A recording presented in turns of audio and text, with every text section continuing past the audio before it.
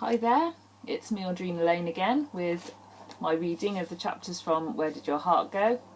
And we are midway through chapter 37 and then I'll go straight into chapter 38. So settle back again and let's rejoin Stephanie and James in the snow. When we broke apart and without his body close to mine, I felt an icy chill spread through my bones and I started to shiver from the cold instead of the passion. James pulled me up and brushed the snow from my body as we walked back into the warmth of the house. My fingers were so numb that I struggled to remove my clothes, but James covered that and soon had me naked. He wrapped me in his dressing gown and then started to fill the bath. When it was full, I broke the bubbles on top and dived into the comforting heat. James eased in behind me so that I was able to lie back in his arms. It felt as though we were lying in heaven as the chill from the snow melted away into the scent of the bubbles surrounding us. James rested his chin on my shoulder as my hands entwined in his beneath the surface. "Kiss me," I requested, turning slightly so that our lips could meet and benefit from the heat rising in our bodies. I melted further into his embrace, and as the numbness was released from our fingers, we began to reawaken the frozen nerves with each caress.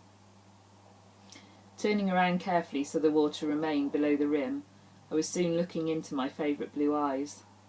They seemed brighter than ever as my lips captured him, and I poured my very essence into our kiss. Our hearts began to beat faster, but still in time, as if one hand ran through my hair and kept me close, the other travelling down my hips and then parting my sex. I was wet anyway with the surrounding water, but I was slick as he pushed a finger inside me, and then back out, over and over again as my breathing came faster. I felt him hard against my thigh, so I moved his fingers away so that I could capture the whole of him inside of me. As the waves of the bath lapped against our skin, spilling over onto the floor, the waves of our orgasm mingled together and joined us as one. Neither of us said a word as we climbed out and wrapped ourselves in large towels.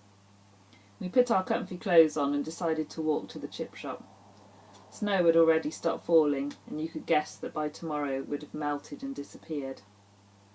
The sweet smell of the hot oil got my taste buds working, and once we reached home we just opened up the wrappers and ate out of the paper on our laps. James lit the fire, and I made us both a mug of hot chocolate, as we sat cuddled up together, just happy to be in each other's company. That night we made love once more, a gentle heartfelt moment that bonded us even further, as I fell asleep in his embrace. Sunday the 13th of November. I awoke to the phone ringing yet again. James also heard it, so he jumped out of bed and put his dressing gown on. "I'll bring us back a coffee," he promised. I quickly snuck a look out of the window, but it was raining, and almost all of the snow had vanished. I reached over and put the stereo on, finding a copy of the mixtape James had done for me. I lay back and listened to all the familiar songs on it, smiling as I remembered the various events that had taken place during different moments in our relationship. After about 10 minutes I started to get restless. This was a long conversation for 9 in the morning, and I hoped that nothing serious had happened. I shrugged on his shirt and stepped out onto the landing, making my way to the bathroom.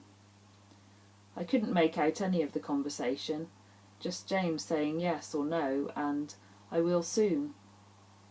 I padded downstairs, and as I passed him in the hallway he looked surprised and shocked as I ducked into the kitchen and gave a signal that I would make the coffee. He finished the conversation with "Speak to you soon, bye," and then he entered the kitchen. Once again, for a brief second, he looked troubled, and there was a strange sadness that flitted across his eyes before a smile broke on his lips, and he advanced towards me. I held my arms open to him as he quickly lifted me up and placed me on the worktop, so that I could wrap my legs around him. It felt cold on my bare bottom for a brief moment before his lips captured mine in a kiss so long and sensual I surrendered completely to him as he fucked me in the kitchen. It was short, sweet, and satisfying. As we ate breakfast together, I turned to James and said, "Who was on the phone?" "Oh, just Aunt Sue wanting Mum, but having a general catch-up," he replied. "It's okay, hasn't ruined our morning. Sex in the kitchen is just as much fun as sex in the bedroom," he insisted, grinning at me. "So what shall we do for the rest of the day before you have to take me home?" "How about a swim? My parents have just got membership to this nearby health spa. Said I could use it with you this weekend." We spent an enjoyable few hours there, the pool almost deserted. I'd never been in a jacuzzi before and discovered that bubbles could reach places that had never been reached before. When he drove me home to Ross after that, we chatted and sang along to music, but as always a heavy cloud of despair hung over us. It was late when we left James's place, so when we got to Ross he declined the offer of a final coffee, because he needed to get back as he was starting early on Monday. Clouds overhead hid most of the stars as he wrapped his arms around me. "I've had the most wonderful time this weekend," I declared, choking slightly on the words as tears started to kiss my eyelashes. "Me too, Stephanie. You're the best thing that has ever happened to me, and I will love you till the end of time," he replied, his voice thick with emotion. In the dim light I saw tears glittering on his cheeks, so I reached up to wipe them away. "Till the end of time," I replied, and we kissed, for a final time, before I reluctantly released him from my arms. Charlotte's phone tinged and she looked down to see a text from Mitchell. Quickly she wiped her eyes as the last diary entries had really tugged at her heart and made her realise how much her mum had been in love with James. "Hi Charlie, I'm safely home and in bed already. It feels too big without your sexy body beside me.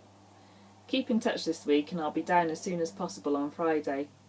Let me know what time you finish college and I'll come and fetch you on the bike. Love, Mitch." Charlie smiled before she replied, "Hi Mitch, I'm in bed too. Wish you were here, or I was back there. Been busy reading the diary and will speak to you tomorrow. Night night. Love, Charlie." Chapter 38. In the studio I was live on air with the usual lunchtime request show, answering calls, texts and emails. All of a sudden on the computer screen came a request for me. Someone asked for Hunting High and Low by a-ha. It was my secret admirer again. I giggled as I searched the database and found the track as I announced, "This next song's for me, from my secret admirer." As the song played I searched through the text for any further clues. My initial guess was Jack from the hospital, so I dropped him a text saying, "Very funny." He replied back saying, "What are you talking about?"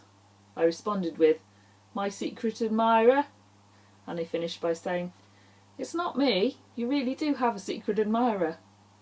I spent the rest of the show pondering who it might be. He could easily find out what I looked like and that my favourite artists were George Michael and a-ha, due to the profile on the radio website.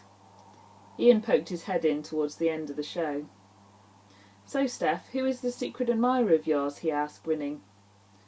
"I really don't know. I thought it was Jack playing a joke, but he has denied it," I admitted, before I queued up the next song. "It's not you or Paul winding me up, is it?" "No, it's not us," Ian replied. "We'll have to get our heads together later in the pub and see if we can't work out who this mystery man might be." I wrapped up the show and then Ian took over for the afternoon. I took the time to do a quick shop and then returned to the studio to find Paul and Ian waiting for me. As we walked to the nearby pub, Jack caught up with us, and the four of us soon found a table and ordered drinks and some nachos to pick at. Rock on the River was progressing well, with only 6 weeks to go until the date. All the bands had confirmed, tickets would be on sale by the weekend, and our advertising was already up and around the area. It was going to be an event to remember. Then the conversation turned to my secret admirer. "Have you no idea who it could be?" Jack asked, leaning forward slightly with interest. "Nope, not a clue." "He could be a real weirdo, you know. We do get obsessive fans sometimes," Ian said, looking over at Paul, who laughed. "Yes, I remember Mary," Paul replied. We all remembered her, the super fan that waited for him outside the studio every morning with a box of doughnuts. I shuddered at the thought that a strange man might be obsessing about me. Or it could be a genuine guy. He seems to have cheered you up, Jack said. Yeah, I like his taste in music so far, and it might be a bit of fun if I can counteract his songs with others, I mused. Yes, that would be good. It will determine if he is serious or just mad, Paul said, draining his pint. We parted on high spirits and I walked back to my car, keeping alert to any strange guys lurking around. I reached the driveway just before 7 and just put the house lights on when Charlotte breezed in, hot and sweaty from her dancing. How's it going? I asked, passing her a bottle of Coke. Oh, great, Mum. Costumes look fantastic and I need to talk to Mitch about what he'll wear for his short appearance at the end, she said, heading upstairs for a shower. How's work? Charlotte asked later, between slices of pizza. Oh, good, thanks. Rock on the River is shaping up to be a fantastic event. Yes, our group are looking forward to dancing at it. I'm phoning Mitch later, so I'll ask him, Charlotte said, peering at me. So, you still look happier than usual. Do I asked, startled. But Charlotte seemed suspicious. Had she never seen me happy before? That was a sad thought. I'm keeping my secret, seeing as though you're keeping yours, I challenged her, and she looked down at the table, her intrigue at bay for now. It was clear she had something on her mind, and I wondered if it had anything to do with the diaries, which she still seemed to be engrossed in. I still wasn't at all sure a secret admirer was a good thing, but it had certainly perked me up. She was right. So that's the end of chapter 38. Don't forget that you can download a copy and read on ahead from my website, which is www.audrinalane.co.uk, and you can help a poor old author out and actually buy a copy of the book from Amazon, as it's only 99p or I think about $1.44, so it's not going to break your bank for the first one. And if you really want to, you can grab a paperback copy, because, can I just say, it does look really good. I have to say that, don't I? And it's just under a tenner, and if you did want a signed copy, then please get in touch with me and I'm sure I can arrange something. Anyway, I will love you and leave you, and see you again next week. Bye for now.